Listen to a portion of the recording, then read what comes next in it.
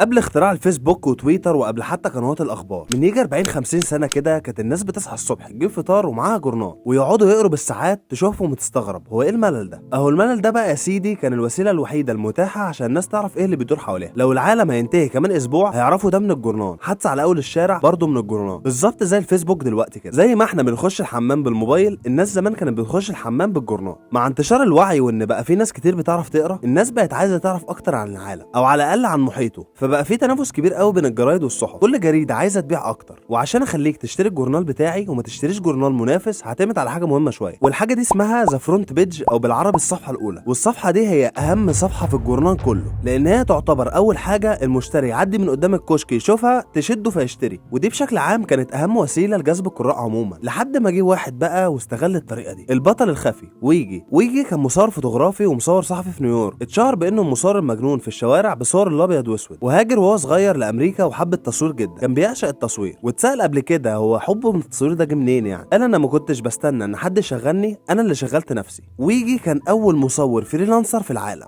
I didn't wait till somebody gave me a job or something. I went and created a job for myself.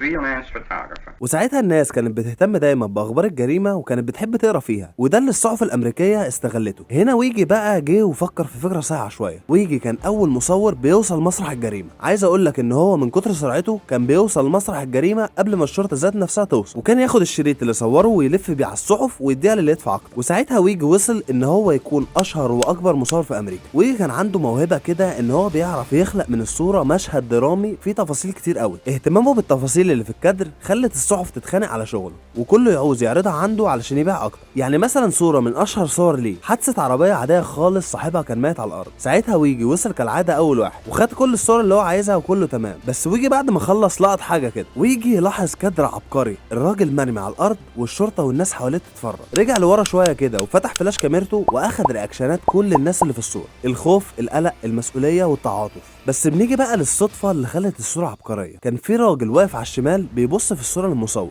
رياكشن يدي واقعيه ودراما تخلي الكادر عبقري جدا. ومشهد تاني فيه تناقض ساخر جدا مش مناسب خالص للموقف اللي الصوره فيه، الشاشه الثابته اللي بتعلن عن فيلم بعنوان جوي اوف ليفينج، وهو مصطلح يعني متعه الحياه. ويجي كان معروف باسم الزاحف الليلي، وهي اللي فيلم النهارده استوحى القصه منه، نايت كراولر. Excuse me, sir. I'm looking for a job. ازيكم يا جدعان؟ بالرغم ان عندي برد بس قلت لا والله الناس وحشتني، انا هقوم اعمل فيديو، يعني مش بهزر. انا النهارده هنتكلم عن فيلم نايت كراولر اللي اتبنى على قصه ويجي، وهنتعمق شويه في تفاصيل الفيلم. والفيديو ده انا عامله للناس اللي بتحب تتفرج عندي على سلسله الافلام، واللي اصلا انا برضو بحبها يعني. فلو اول مره تشوفني ما تنساش تعمل لايك وسبسكرايب، عشان مش هتلاقي حد تاني بيتكلم عن افلام بالحلاوه دي. هتتبسط يعني، ما تقلقش. وده الانستجرام بتاعي، ما تنساش تعمل لي فولو هناك عشان بنزل ريلز هتعجبك. ماشي نبدا. تعال احكي لك اكتر عن افضل فيلم وقصه في 2014. نايت كراولر هو فيلم جريمه واثاره، بطله اسمه لو بلوم، والشخصيه دي مبنيه على انها جعانه نجاح وفلوس. لو هو شاب طموح وحرامي، حاول يشتغل كتير لكن على طول بيترفض. والدنيا بتمشي بقى شويه في الفيلم لحد ما بيكتشف شغفه في التصوير، وبيبدا بتصوير الحوادث والجرائم في لوس انجلوس. ولانه مصور فريلانسر بياخد الحاجات اللي بيصورها دي وبيروح يبيعها لقنوات الاخبار، واللي يدفع اكتر ياخد الحاجات اللي هو صورها. وبنمشي معاه بقى في القصه طول الفيلم، وبنشوف قد ايه له شخصيته بتتطور من اسوأ لاسوأ عشان بس شغله واهدافه. My motto is, if you want to win the lottery, you have to make the money to buy a ticket.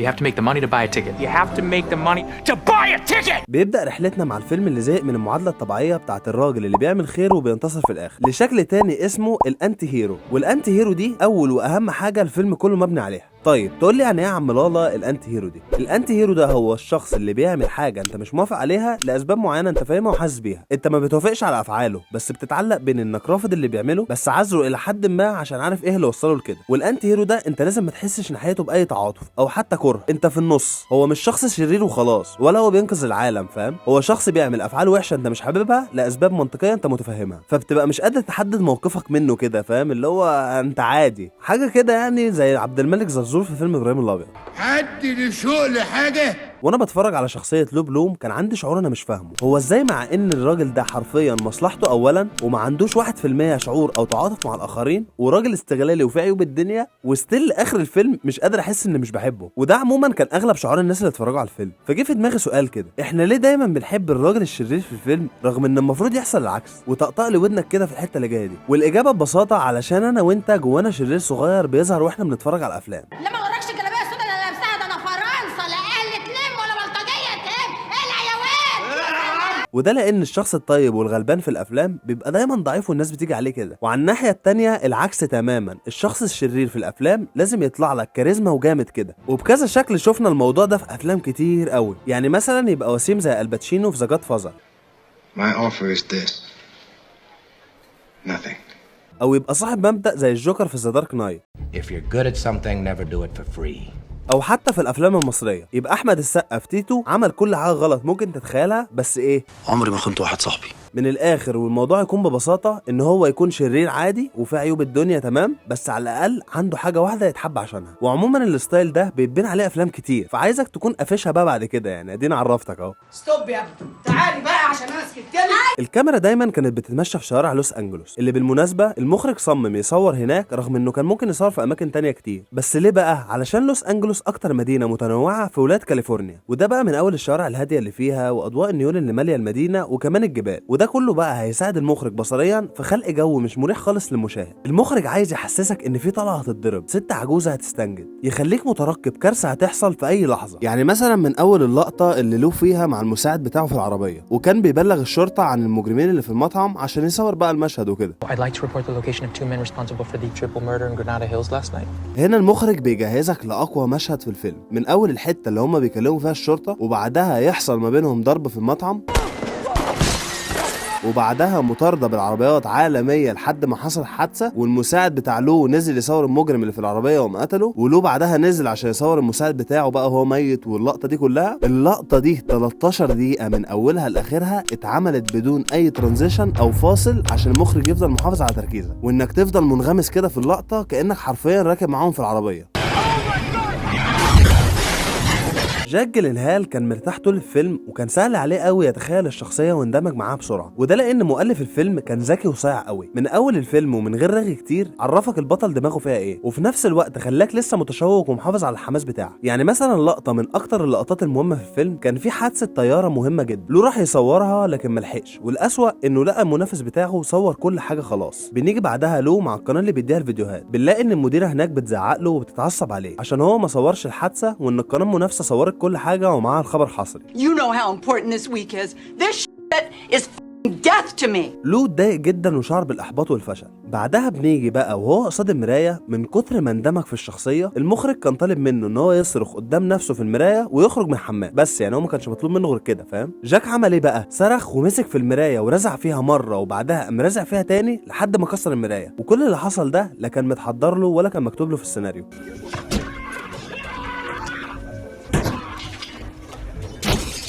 المشهد ده كلف جاك قطع في ايده وجري بيه على المستشفى، وكان الجرح اللي في ايده كبير فكان لازم يلف ايده في كبيره. You hurt your hand, didn't you?